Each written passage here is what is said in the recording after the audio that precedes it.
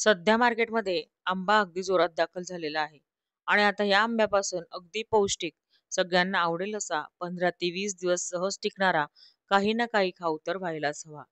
म्हणून आपल्यासाठी घेऊन आली आहे साखर न वापरता अगदी खुटखुटीत अशी तोंडात टाकताच विरघळणारी आंबा नारळवडी. आज आपण नारळवडीमध्ये साखर न वापरता मिश्री धाग्याची अतिशय पौष्टिक अशी आयुर्वेदिक गुणधर्म असलेली साखर वापरणार आहोत, ज्यामुळे आपली आंबावडी अधिकच अशी पौष्टिक होणार आहे. नमस्कार मंडळी, मी रुचा आपणा सर्वांचे खमंग खानदेशीमध्ये मनापासून स्वागत करत आहे. तर मग सुरुवात करूया आजच्या आपल्या रेसिपीला. आंबा नारळवडी बनवण्यासाठी साहित्य आता आपण बघून घेऊयात बघा. त्यासाठी बघा, सर्वप्रथम या ठिकाणी एका कपची माप घेतलेली आहे. या कपनेच मी सगळे साहित्य या ठिकाणी मोजून घेतलेले आहे. तर या ठिकाणी 1 कप भरून या ठिकाणी हे ओल्या नारळाचे काप आहेत बघा. ओलं नारळ घेतलं होतं. त्याचा पाठीचा भाग मी या ठिकाणी काढून टाकला आहे आणि त्याचे बारीक बारीक असे तुकडे केलेले आहे. त्यानंतर बघा या ठिकाणी मी घेतला आहे हापूस आंबा घेतलेला आहे. त्याचे काप करून घेतले आहे. ते सुद्धा समप्रमाणात म्हणजे 1 कप भरून हे काप आहेत हापूस आंब्याचे, ऐवजी आपण दुसरा आंबा देखील घेऊ शकता. पुढे बघा मी घेतली आहे 1 कप पिठी साखर घेतलेली आहे. तर ही पिठी साखर आपण कशाची केली आहे? तर ह्या धाग्यावाल्या खडी साखरेची केलेली आहे. हिला धागेवाली मिश्री असे देखील म्हणून बाजारामध्ये ओळखले जाते. ही भरपूर ठिकाणी अगदी सहजरित्या आता उपलब्ध असते. हिचे भरपूर असे आयुर्वेदिक गुणधर्म आहेत, भरपूर असे शरीराला फायदे आहेत. त्यामुळे रोजच्या रिफाइंड शुगरपेक्षा आजकाल हिला प्रिफर केलं जातं प्रत्येक पदार्थ बनवण्यासाठी. आणि शिवाय पोटालाही थंडावा देते, पचनक्रिया सुधारते, दृष्टी सुधारते, त्वचेला सुधारते. एक ना अनेक असे हिचे फायदे आहेत. त्यामुळे आपण आज ही पौष्टिक साखर वापरून आज आपण आंबावडी करणार आहोत. अतिशय पौष्टिक, लहान मुलांसाठी अतिशय पौष्टिक अशी आज आपली आंबा नारळ बर्फी बनणार आहे. पुढे मी या ठिकाणी अर्धा कप दुधावरची साय घेतलेली आहे. याऐवजी आपण मिल्क पावडर देखील घेऊ शकता किंवा 9 ते 10 काजूची पूड देखील या ठिकाणी आपण घेऊ शकता. यामुळे आपली आंबा नारळ वडी जी आहे ती अधिक चविष्ट अशी तयार होते. यानंतर बघा, मिक्सरचं एक मोठं भांडं घातलं आहे. त्यामध्ये कापून घेतलेले आपले नारळाचे काप घालून घ्यायचे आहे आणि मिक्सर 1 ते 2 वेळा फिरवून घ्यायचं आहे. म्हणजे नारळाचा छान असा बारीक असा किस तयार होतो. हे बघा, नारळाचा छान असा बारीक असा किस त्या ठिकाणी तयार झालेला आहे. यामध्ये आता पुढे आपण आंबा घालून घेऊयात. यामध्ये आता आपण आंब्याच्या कापलेल्या फोडी घालून घ्यायच्या आहेत. यानंतर साखर घालून घ्यायची आहे. यानंतर आपण घेतलेली साय घालून घ्यायची आहे. साय नसेल तर आपण मिल्क पावडर देखील वापरू शकता. आता हे सगळं 2 ते 3 वेळा पुन्हा फिरवून घ्यायचं आहे. 2 ते 3 वेळा फिरवून घेतल्यानंतर बघा, आपले जे मिश्रण आहे वडीचे ते किती छान असे एकजीव झालेले आहेत. यामुळे आपली जी वडी आहे ती खूप छान अशी एकसंध अशी तयार होते आणि ही स्टेप फार महत्त्वाची आहे. त्यामुळे वडीचे टेक्स्चर खूप छान येते. पुढे बघा या ठिकाणी आपण एक नॉनस्टिकचे पॅन घेतलेले आहे. त्यामध्ये आता आपण तयार केलेले वडीचे जे मिश्रण आहे ते आता आपण घालून घेऊयात. गॅसची फ्लेम या ठिकाणी आपण मध्यम केलेली आहे आणि मध्यम आचेवर आपल्याला तळापासून ढवळत हे जे मिश्रण आहे ते छान असं परतवत राहायचं आहे. म्हणजे याला छान असं आपल्याला आटवून घ्यायचं आहे. साधारणतः 7 ते 8 मिनिटानंतर आपण बघू शकता, आपलं जे मिश्रण आहे ते आता पातळसर असं झालेलं आहे. म्हणजे यातली जी साखर आहे ती आता वितळू लागलेली आहे. तर या ठिकाणी मी तुम्हाला एक महत्त्वाची टिप देऊ इच्छिते, ती म्हणजे आपल्याकडे जर असा सिलिकॉनचा स्पॅच्युला असेल तर वडी करण्यासाठी शक्यतो त्याचाच वापर करा. म्हणजे काय होतं, नॉनस्टिकच्या पॅनला किंवा कुठलाही जे आपण वापरत असेल कढई, त्याचं जे मिश्रण आहे ते कढईला लागतं, ते पटापट या स्पॅच्युलाने निघतं आणि ते आपण मध्ये टाकू शकतो. म्हणजे आपलं ते मिश्रण जळत नाही कढईला लागलेलं आणि व्यवस्थित अशा वड्या आपल्या तयार होतात. तर बघा, हे मिश्रण आता या ठिकाणी पातळ झालेलं आहे. मध्यम आचेवर आपल्याला आटवत-आटवत याचा एक घट्टसर असा गोळा तयार करून घ्यायचा आहे. पुढे बघा 10 मिनिटानंतर बघा, आपलं जे मिश्रण आहे ते ट्रान्सपरंट होत चाललेलं आहे. आपण बघू शकता आणि आपण जी साय घातली त्याचा आता खवा किंवा मावा तयार होत चाललेला आहे. याला आता आपल्याला अजून असं घट्ट तयार करून घ्यायचं आहे. साधारणतः 15 मिनिटात बघू शकता, की आपलं जे मिश्रण आहे त्याचा असा घट्टसर असा गोळा आता तयार होत चाललेला आहे बघा. त्याला तूप देखील सुटत चाललेले आहे. परंतु जे मिश्रण आहे ते अजूनही वड्या थापण्याजोगे रेडी झालेले नाहीये. तर आपले मिश्रण जे आहे फायनली वड्या थापण्याजोगे कसे रेडी होते, त्याच्या 4 खुणा मी आज तुम्हाला सांगणार आहे.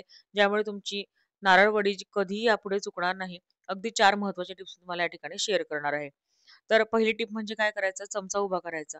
चमचा उभा केल्यानंतर तो पडत आहे याचा अर्थ आपले मिश्रण जे आहे त्याला अजून आपल्याला परतवायची आणि आटवायची गरज आहे. त्याचा अजून घट्टसर असा गोळा तयार करण्याची आपल्याला गरज आहे. 30 मिनिटं झालेले आहेत बघा. या ठिकाणी मिश्रण पूर्णपणे परतवून आणि व्यवस्थितपणे मिश्रण आटवून, तर 30 मिनिटानंतर आपण बघू शकता व्यवस्थित असे छान असे मस्त असे तूप सुटलेले आहे भरपूर. मिश्रण सुद्धा आपल्या पॅनपासून संपूर्णपणे वेगळे झालेले आहे. कढई सोडत आहे म्हणतो आपण, तसे झालेले आहे. चमचा जर आपण उभा केला तर या ठिकाणी चमचा उभा राहत आहे. ही दुसरी खूण आहे. पहिली खूण तूप सुटायची. दुसरी खूण म्हणजे चमचा स्टेबली उभा राहणे.